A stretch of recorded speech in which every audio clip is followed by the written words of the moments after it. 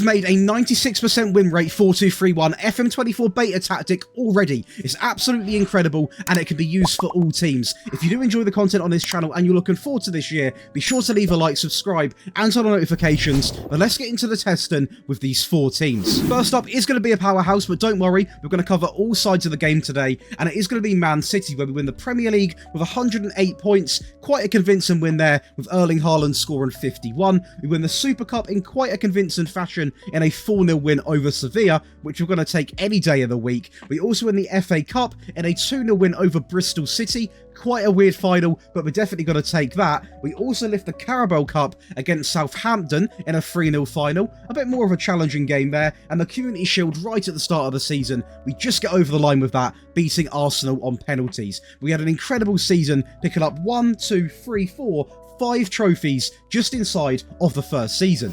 In terms of the actual team stats, we've done very, very well here, picking up the most points per game at 2.84, most goals at 111, which is absolutely incredible, most shots for at 644, and also the most clean sheets alongside of the fewest conceded. A real complete season from this Manchester City team.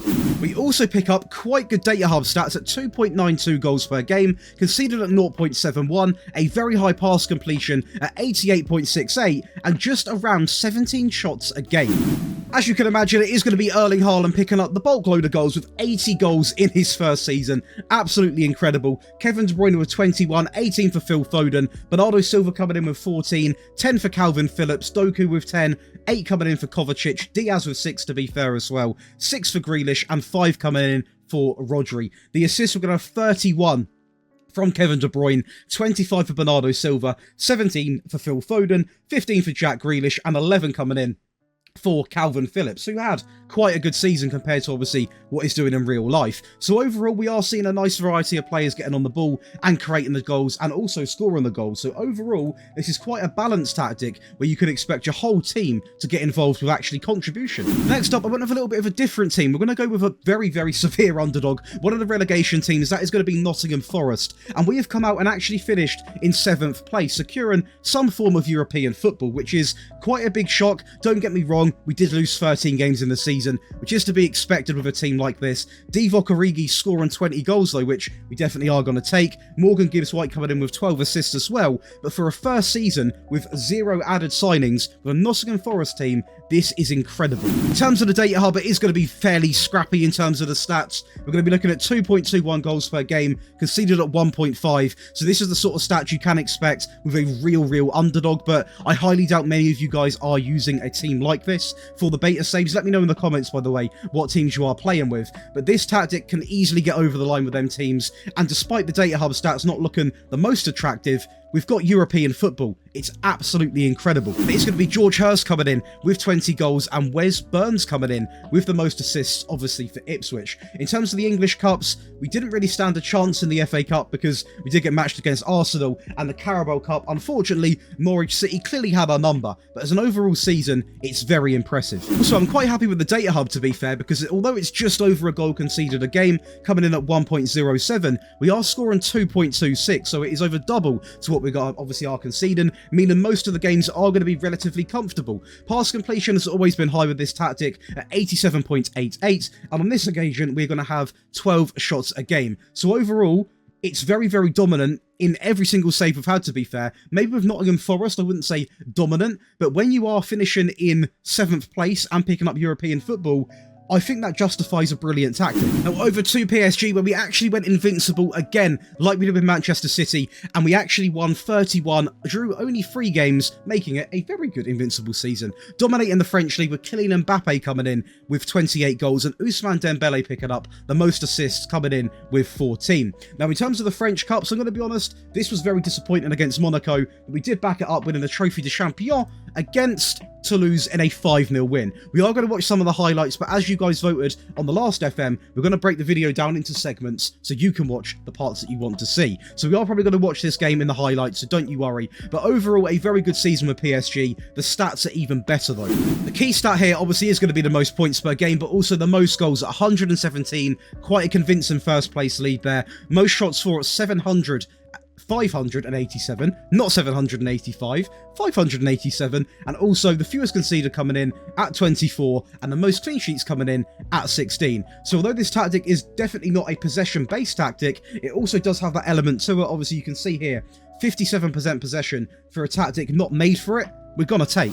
And by far the most dominant in terms of the data hub, 3.44 goals per game, incredible to be getting that at this stage of the game, and conceded at 0.71, a pass completion of 88.81, and just over 17 shots per game. And one stat I've never mentioned as well, but also the tackle win ratio always has been quite high, so 4 teams tested with, I would say, 4 great sets of results. But let me know what you guys think in the comments. But of course, we are now going to break down all 3 of these variants. I want to quickly thank all of the names coming down the screen right now. These are going to be the new or existing Patreon members. We currently have over around 230 right now, and there are several reasons for you guys to check my Patreon out. You can see a few of the reasons on the screen right now, but also what I will say, you get access to all 3 of these wonderful tactics in one simple download. You get early video and early tactic release. You also get priority in the tactic and rebuild requests, which definitely could be handy at the start of a game. You also get access to one entry to the giveaway, which could consist of an FM giveaway, FIFA, football shirts, match tickets, completely anything. We sort of switch it up every single month. And also the big one, a certain tier, you get a free Twitch subscription. And we are live basically every single day right now, so definitely come out and check that because we are having a great time, and I actually use this a lot on that save. So definitely come over and say hello, but let's go over and talk about the tactic. Getting right into it then, the sweeper keeper is simply going to be on support, on take more risks, the default instruction. We're going to have a wing back on the right who is going to be on support, on run wide with the ball, and also stay wider. A ball playing defender comes in, simply on defend, and next to him again is going to be on defend. Now, I really wanted to try and get a libero in this team because obviously it's the new role that has been sort of tweaked a little bit, but to be honest, it simply didn't work that well in this system. So we've kept it basic, and this still, I mean, it performs absolutely incredibly. So sometimes you can take a little bit of inspiration from the last FM and take it into this one. The wing back on the left is going to be on support as well, on the run wide and also stay wider. As you can probably tell, the common theme of this tactic is that these 2 inside players are obviously going to come inside, the wing backs are naturally going to go and overlap them, and it's going to cause absolute terror for the opposition. In the midfield, we're going to have a DM on support, on pass it shorter, take fewer risks, and also tackle harder. And next to him, a very good role in this game, I must say, is going to be the Volante, who is going to be on move into channels, and this guy caused so many issues. Going up the field, we're going to have the inverted winger, who is going to be on attack, simply on roam from position, and on the right hand side, an inside forward on attack, on roam from position. And having these players roam, especially with this sort of new sort of, not match engine, but the way that it seems that it's playing, it feels like a completely different game. The roam from position works so well. These players were drifted into different areas, practically becoming unmarkable on some occasions, and it works just amazing. It really does. And in the middle, we're going to have the shadow striker come in on attack, again on roam from position. So you're going to see a lot of, there's a lot of fluidity. Fluidity? Is that even a word? They're pretty fluid, these front three, is what I'm trying to say. They're going to drift into different areas of the field, pretty much, as I said, become unmarkable, and it's an absolute nightmare. And to finish it off, the advanced forward's going to come in on attack, on shoot more often, which I've maintained because I've always had that in FM23. Does it work in FM24? Yes, the striker scored 80 goals. I did also have some opposition instructions, to be honest with you, and this was to do really with the pressing, to be honest with you, and we went and we actually opted to have pretty much the players on the right and on the left always actually applying some pressure, and it worked really, really well. Now, this does make your team a little bit more tired on some stages, so you don't have to do it the entire season, but especially in some of the games which I was, you know, a little bit nervous about going into, maybe one of them teams that are a little bit hard to beat and can catch you off guard by defending for a full 90 minutes, having this on just makes a little bit more of an urgency about it and puts the other team under pressure, so that is a great addition to have on. Over to the team instructions then, we're actually going to have a pressing style, as you can imagine, the Gengin press, the Gegen press, however you want to say it, and also it is going to be on a positive mentality. That additionally opts for a fairly wide attack and width just by default. We're also going to select pass into space, overlap left and overlap right, alongside of playing out from the back. Now, this instruction here is absolutely key. It was great on the last FM, and this FM it feels exactly the same, so I would recommend having it on. In terms of the passing directness, we're going to have slightly shorter, or shorter on this occasion. Now, the reason why I've not gone for this one right off the bat is because I felt like it was too possession orientated. We weren't scoring enough goals, and it's good for the defensive variant, which obviously we are going to go over later on in the video, but for the default variant, which you're going to go into your games with, with. You don't really want it to be on much shorter with this system. Now, going over to the tempo, we have gone completely maxed out, and this comes down to the team you've got. Now, if you've got a team that can't hack this style, you can knock the tempo down one, but ideally, you would keep it exactly the same as what I've got here, because it works so well. And to finish it off, we've got to have work ball into the box. So again, we probably could have scored more goals by simply unticking that option there, but I want the chances to be high quality, and they were, and we still scored tons of goals, and that is going to give you your in possession tab.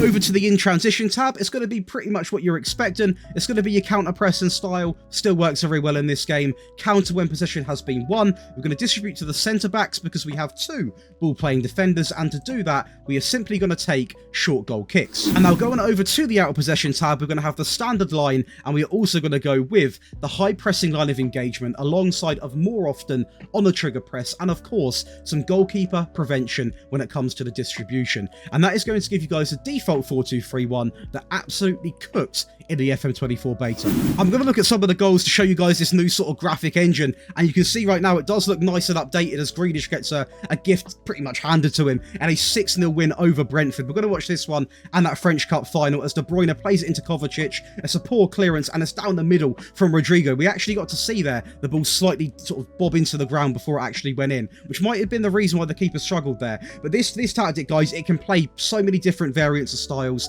It plays shorter passing as it is instructed to do so, but also when it does need to be direct and go down the line, go in the air, for example, it can do that as well. And one thing we're not shy of is actually getting the ball moving quickly. As you can see, the sheer amount of goals going in right now. Yes, it is against Brentford, who are, by the way, a decent team, but no match for this team here as Haaland just absolutely mocks it. And that might be a little bit overpowered, actually hitting it into the floor right at the keeper, because I think that's 2 goals now just in this game that's happened. But we can play out from the back, we can play from the wide areas, Doku coming inside, hitting it again, and it's an absolute field day. So we can't actually watch that 5-0 Trophy de Champion game because it was too early on into the season, so I will show you a 6-0 win over Lyon with this PSG team. A very colourful ball, I must say. As you can see, the wide areas getting used very, very good there. Ugarte to Hakimi, right to the middle, and this PSG team, as always, absolutely destroyed everyone we played, really.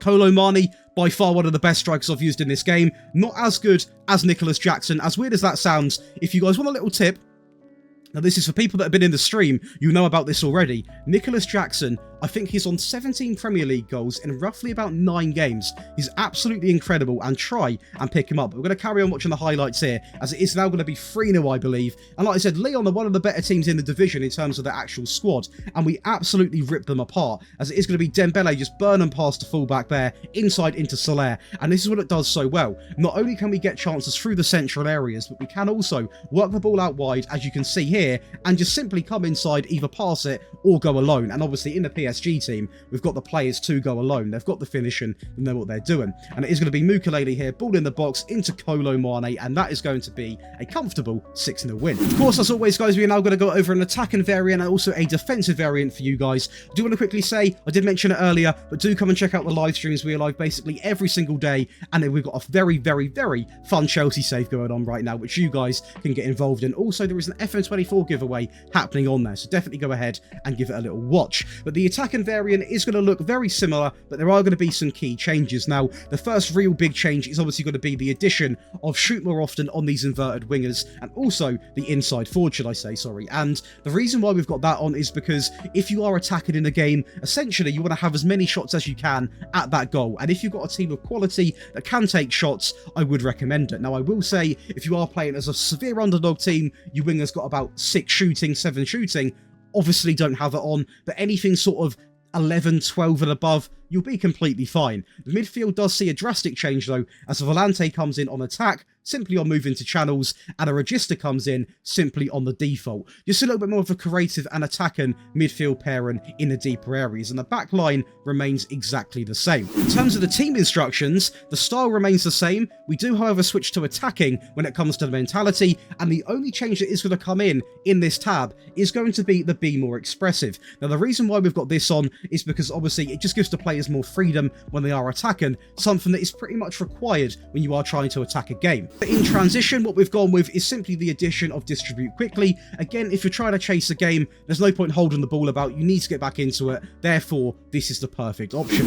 And lastly, we actually kept it pretty much the same, or it is the same indeed. The only change is going to be just the trigger press getting completely maxed out now. I did try the high defensive line, but to be honest, we conceded way too many to make it even vulnerable, even permissible to use. So in my opinion, keep the standard line. If you are desperate, I'm talking last 5 minutes for a goal, get the line higher, but just be aware that it's going to be a lot more defensively vulnerable because we've got very attacker-minded players in terms of the player roles. Now, going over to the defensive variant, there are going to be quite a few changes. Starting off with the inverted winger, who is now going to find himself on support, on pass it shorter and roam from position. We actually get rid of the SS and bring in an advanced playmaker on support, on pass it shorter and also roam from position. And also on the right hand side, the inside forward now goes back to support, on pass it shorter and roam from position. Now you've got to see a very familiar pattern as you also see the DM come in on defend, on pass it shorter, take fewer risks and also tackle harder.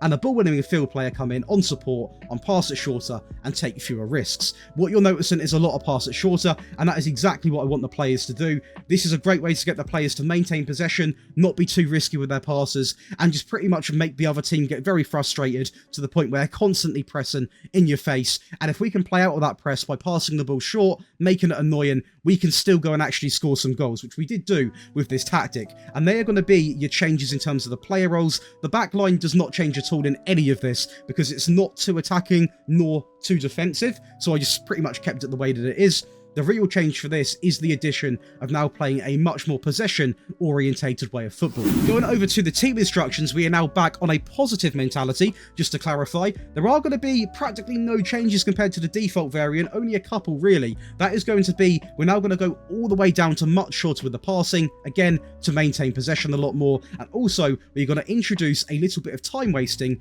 and of course, the fullbacks are not going to get involved in the overlaps because we don't really need that now. We're simply just trying to hold on to the ball. In transition, a few things are going to change. We're still going to be on the counter press. However, we're not going to counter and we're not going to hold the shape. We're going to leave it onto the default option. We're also now going to play to anyone across the back line because it's a bit more of a risk-free thing. You know, if there was a ball-playing defender, for example, that was being marked, then it's not the easiest, most, you know, there's always a risky element to play in it. Just having the fullbacks on as well makes it so that anyone across the back four can receive the ball, meaning that really there should never be an error doing it, and also we're going to slow the pace down when that goalkeeper has got the ball. And now in terms of the out of possession, it's going to be exactly the same as the default. We're not going to rock the lower line or anything on this occasion. The standard line, the high pressing line of engagement more often, and still putting pressure on the goalkeeper. And that, guys, is going to give you 3 variants of the brilliant beta 4231. Like I said, the beta came out at 4 PM yesterday. I streamed it for about 5.5 hours. I then spent most of the night making this tactic, slightly tweaking it from my sort of stream save,